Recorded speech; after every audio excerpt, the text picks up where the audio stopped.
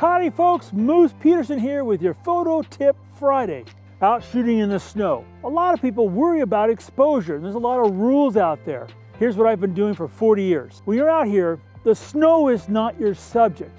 There's gonna be something else in the snow. There's gonna be a bird, there's gonna be a mammal, there'll be a person. That's your subject. That's what you need to worry about when it comes to metering. What do you need to see? Now, most people on the planet know that white stuff on the ground is snow.